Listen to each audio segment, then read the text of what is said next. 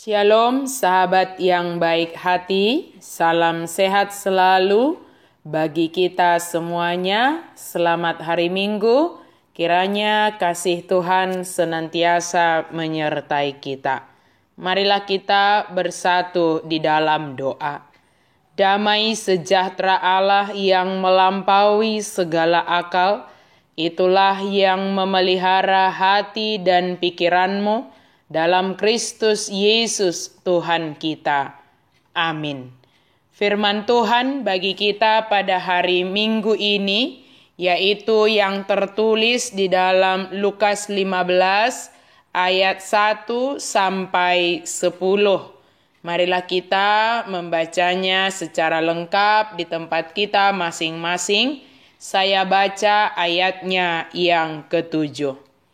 Aku berkata kepadamu, demikian juga akan ada sukacita di sorga karena satu orang berdosa yang bertobat, lebih daripada sukacita karena 99 orang benar yang tidak memerlukan pertobatan.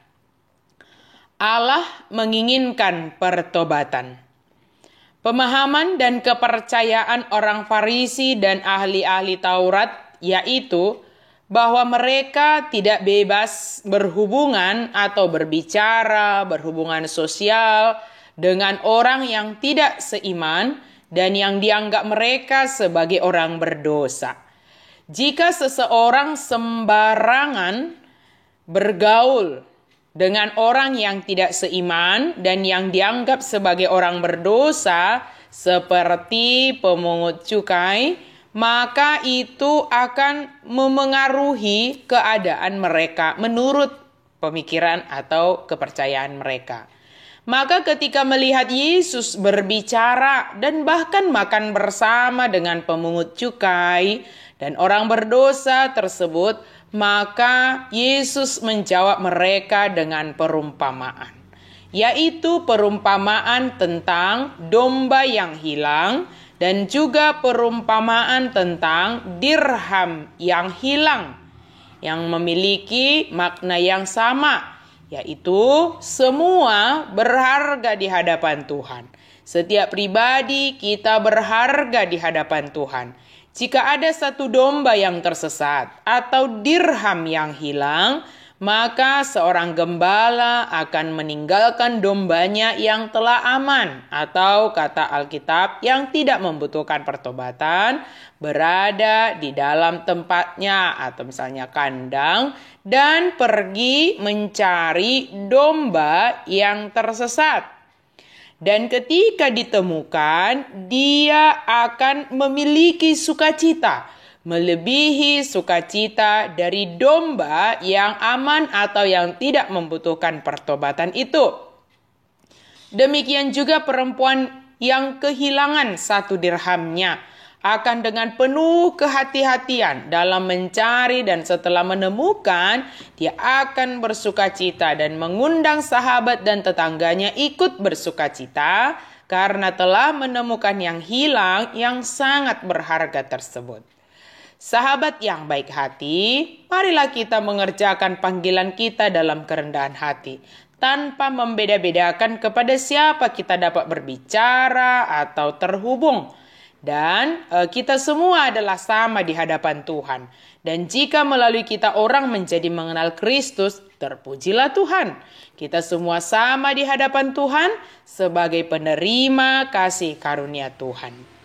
Jika kita jatuh ke dalam dosa, ingatlah untuk bertobat dan kembali ke jalan yang benar. Satu jiwa sangat berharga di hadapan Tuhan. Pertobatan adalah hal yang dinantikan Tuhan dari manusia. Dia tidak menginginkan manusia itu mati dalam kebinasaan, tetapi Yesus menginginkan pertobatan dari dunia ini. Kembali kepada Yesus, kepada jalan kebenaran dan hidup, sehingga dunia ini selamat. Pertobatan kita akan mendatangkan sukacita surgawi. Janganlah kita mudah untuk menghakimi sesama kita. Allah sendirilah yang menjadi hakim bagi dunia ini, yang akan menghakimi kita sesuai dengan perbuatan kita. Jangan menghindar dalam kehidupan sosial dari orang asing atau mungkin orang yang dianggap sebagai orang berdosa. Kita juga adalah manusia berdosa. Allah sendirilah yang akan menghakimi kita semua. Pintu pertobatan senantiasa terbuka bagi semua orang. Selagi masih diberi waktu, bertobatlah dan jangan membatasi diri kepada orang di sekitar kita.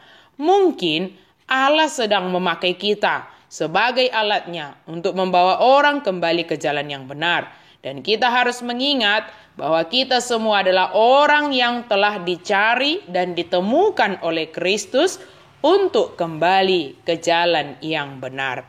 Amin, mari kita berdoa. Terima kasih Tuhan untuk firman-Mu. Terima kasih untuk kasih karunia yang Engkau sediakan bagi kami dunia ini.